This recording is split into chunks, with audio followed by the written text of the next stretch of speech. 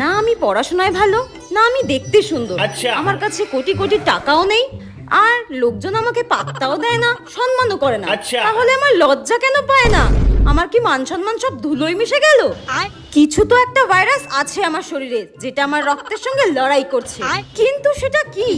আচ্ছা, ভুল করে যদি কেউ আমার অ্যাকাউন্টে 3 কোটি টাকা ট্রান্সফার করে দেয়, তাহলে আমি ওই টাকাগুলো নিয়ে কি করব? 1 কোটি টাকা দিয়ে তো আমি একটা বাড়ি কিনবো, আর 1 কোটি টাকা দিয়ে আমি একটা গাড়ি কিনবো, আর বেঁচে যাওয়া 1 কোটি টাকাটা আমি ডোনেট করে দেবো। কিন্তু তাহলে তো আমার খরচা করার জন্য 1 টাকাও থাকবে না।